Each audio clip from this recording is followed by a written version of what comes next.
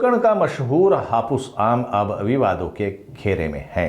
गुजरात राज्य के गांधीनगर और नवसारी विश्वविद्यालय ने 2023 में वलसाड़ हापुस के नाम से भौगोलिक पहचान यानी जीआई प्राप्त करने के लिए आवेदन किया है।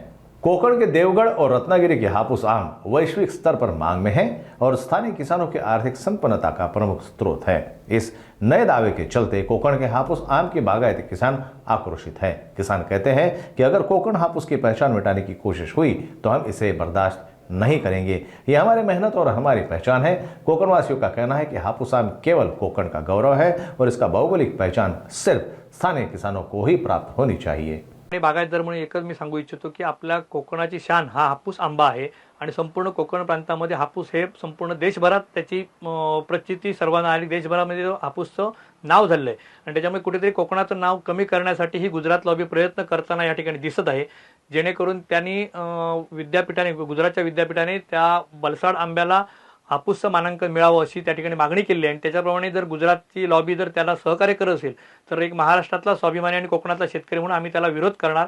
कारण आपल्या कोकणची शान ही कमी होता कामा नये। आपलं कोकणचा हापूस हे आपल्या कोकणचा आंबा हे प्रमुख उत्पन्न आहे आणि हापूस हे नाव आपल्या कोकणातल्या आंब्याला मिळालेलं आहे मानांकन। त्याच्यामुळे गुजरातच्या या वलसाडला ते मानांकन मिळू नये याच्यासाठी या कोकणातील शेतकरी जोरदार आंदोलन करेल, वेळ प्रसंगी रस्त्यावर उतरेल। याच्यासाठी मी महाराष्ट्राच्या सरकारला विनंती करतो की महाराष्ट्र सरकार हे नेहमी सांगतं की आम्ही शेतकऱ्यांचं सरकार आहे, गोरगरिबांचं सरकार आहे। त्याच्यामुळे अशा गोरगरिबांचं आणि सरकार जर सरकार स्वतःला म्हणवत असेल तर या ठिकाणी आपल्या या कोकणातील आंबा उत्पादक जे शेतकरी आहेत, जे हापूसच्या आंब्याच्या उत्पन्नावरती आपली संपूर्ण वर्षाची शिदोरी जमा करतात, तर त्यांना संकटापासून मुक्त करण्यासाठी आपल्या महाराष्ट्र सरकारने सुद्धा या गुजरातच्या लॉबीला कडाडून विरोध केला पाहिजे असं मी विनंती करतो।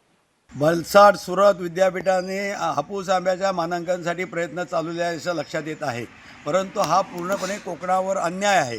खरा हापूस आंबा हा सिंधुदुर्ग आणि रत्नागिरीमध्येच आहे। आज जगामध्ये जो एक्सपोर्ट आंबा होतोय हापूस म्हणून तो ठिकाणी आमच्या दोनच जिल्ह्यातला आहे। त्यामुळे आज या ठिकाणी महाराष्ट्र व इतर उर्वरित महाराष्ट्रात किंवा कर्नाटक या ठिकाणी आज गुजरातमध्ये मोठ्या प्रमाणात हापूस आंब्याची लागवड झालेली आहे।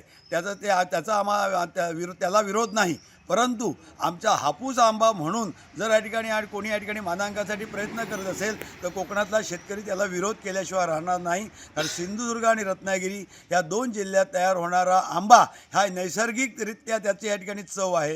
ही नैसर्गिक चव त्याच्यावर डुप्लिकेट करून आमच्या शेतकऱ्यांच्या आर्थिक उत्पन्नावर जर कोणी अन्याय करायचा प्रयत्न केला असेल तर सिंधुदुर्ग जिल्ह्यातील सर्व आंबा उत्पादक शेतकरी हे या ठिकाणी आज पेटून उठतील आणि या ठिकाणी त्याचा विरोध केल्याशिवाय राहणार नाही। मी माझ्या शेतकऱ्यांना आव्हान करतो, अशा तऱ्हेच्या ह्या गोष्टी जेव्हा होत असतात त्या सर्व शेतकऱ्यांनी एकत्रित येऊन एकत्रितपणे विरोध केला पाहिजे आणि सिंधुदुर्ग रत्नागिरीचा आंबा हाच खरा हापूस आहे अशा तऱ्हेचा या ठिकाणी आज निर्णय लावून घेतला पाहिजे किंवा त्याच्यासाठी प्रयत्न केले पाहिजेत।